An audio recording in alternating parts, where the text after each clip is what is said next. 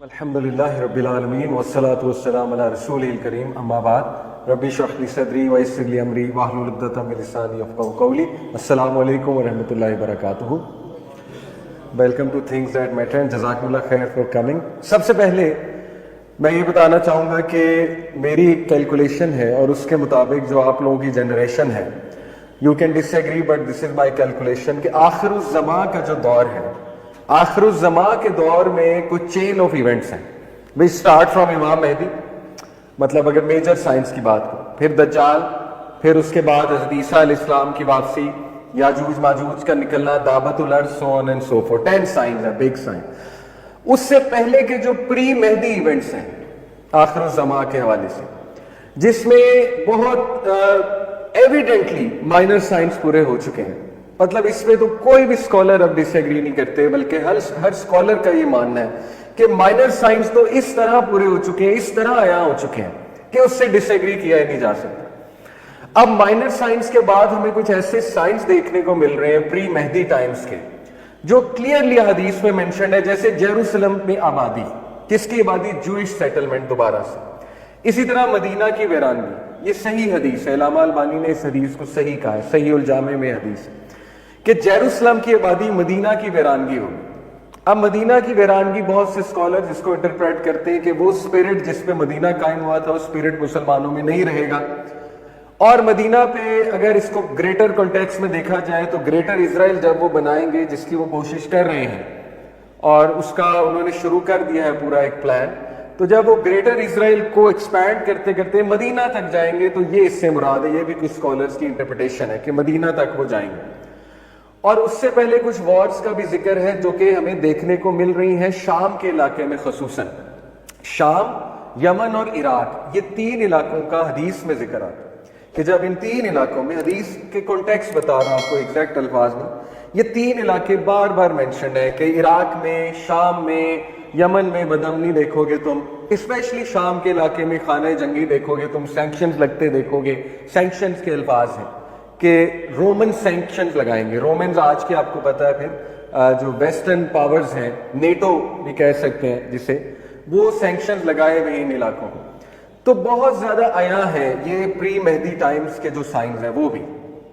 تو میری کیلکولیشن کے مطابق آپ کی جو جنریشن ہے وہ سب سے امپورٹنٹ جنریشن ہے آنے والے ٹائمز میں, اور آپ لوگ اور ہم لوگ الحمدللہ بہت کچھ کر بھی سکتے ہیں اس حوالے سے.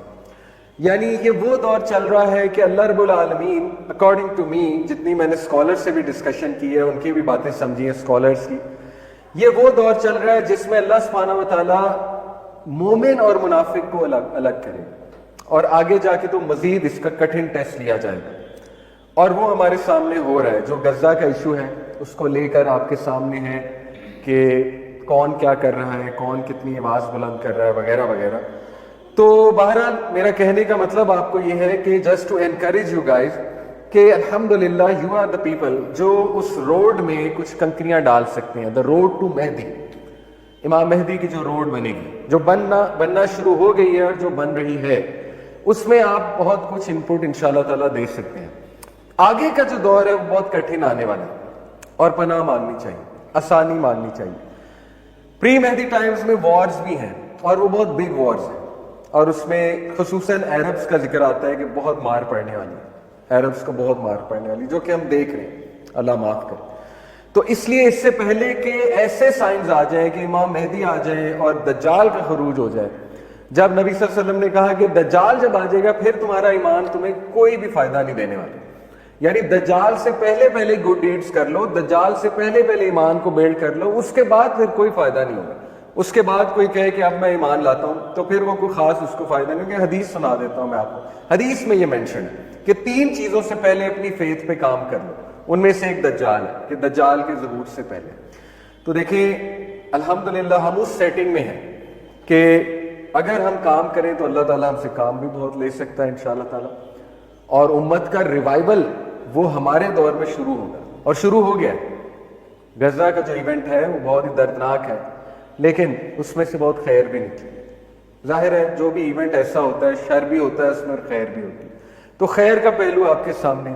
یوتھ میں اب ایک اویئرنیس دیکھ رہا ہوں यूथ में एक शौक देख रहा हूँ दीन इस्लाम को समझने का, यूथ में उम्मा का कॉन्सेप्ट रिवाइव होते देख रहा हूँ, यूथ में system, Islam as a system, ये बात छिड़ गई है, यूथ में वो शौक पैदा हो गया कि हम प्रैक्टिसिंग मुसलमान बने, इस्लाम के रिवाइवल में कुछ रोल प्ले करें, तो ये बहुत खुशाइन बात है।